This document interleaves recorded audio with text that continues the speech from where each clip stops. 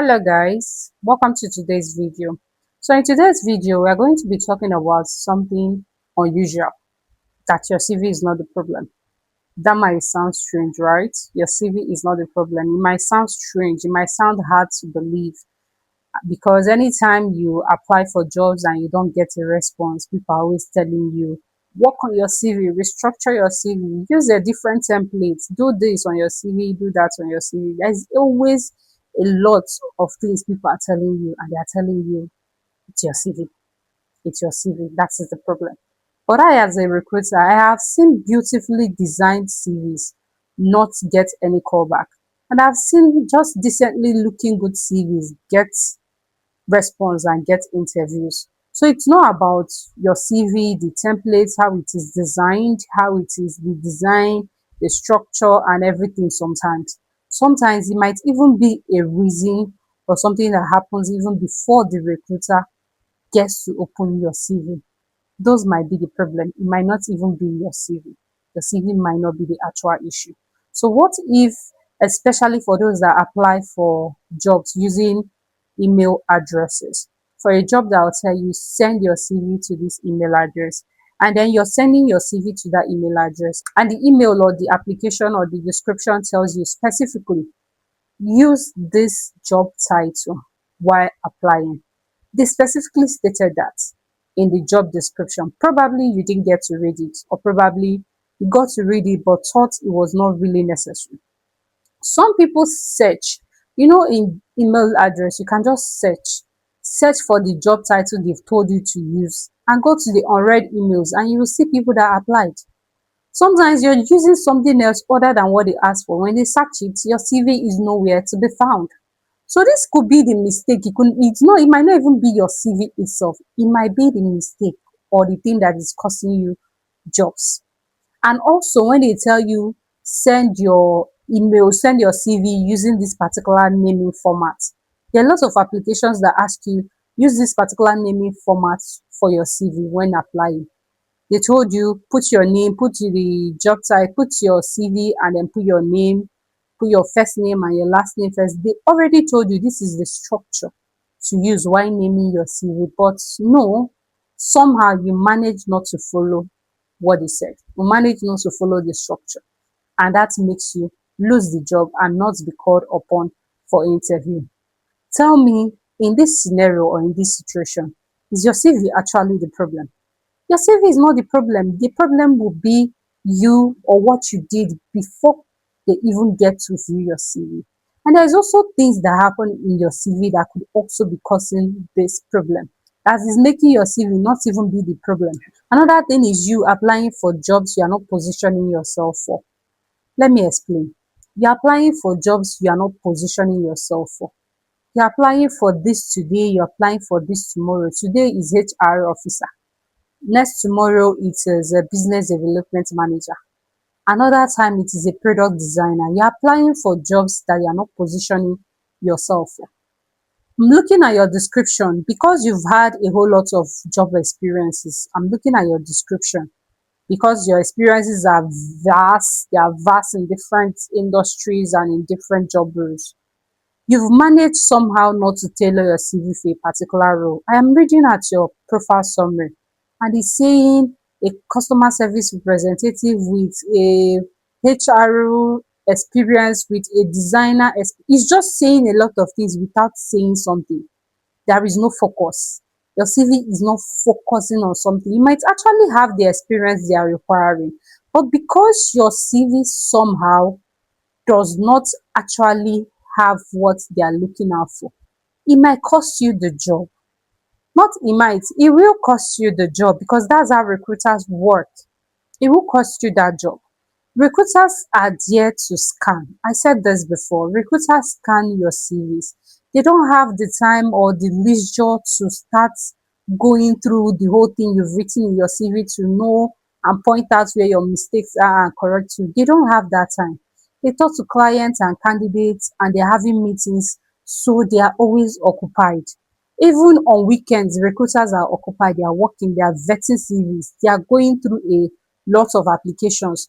So when they come across your own and it's not giving what it's supposed to give, they move to the next person. And with recruiters, it is easy to get rejected because there are a lot of things they are looking out for.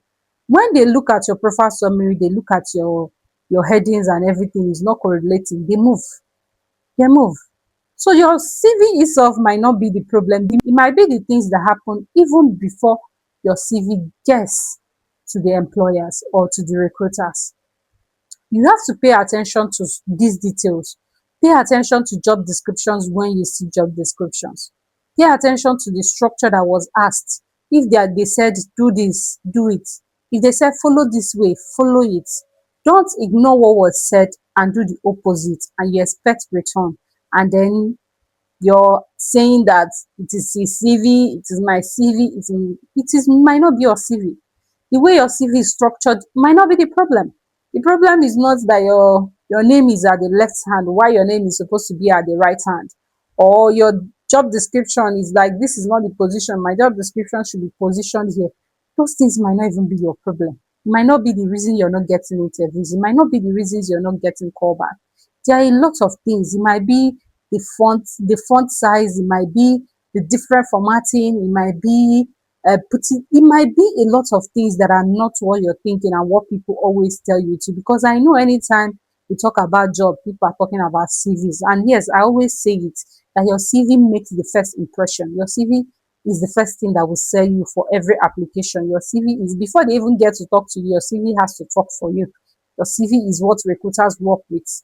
But sometimes pay attention to other details other than what is in your CV, other than the things that are in your CV. Another thing you should take note of is the results driven key points. Results driven key points. Always do your results driven key points. As a customer service representative, recruiters are not asking you what was it that you did, that the way you normally copy and paste, I resolve customers issue, this and that. No, that's not what they're asking you. They're asking you what was the outcome when you did what you did. That is what they're asking you. What happened after you did what you did? When you applied this process, what was the outcome? What happened? Tell us what happened after that. That is what we are looking out for. Tell us what you've done. Tell us the results it gave you. Tell us where you're coming. We want to just glance at your CV and see the perfect candidates. We want to see there. I will not lie to you. As a recruiter, there are candidates I just come across their CV and I tell myself that, oh, if I call the candidate and the candidate is not picking up my call, I will find a way to get through to the candidates. I'll send emails, I'll send WhatsApp messages because the CV is exactly what we want, because it is matching with what we are looking out for.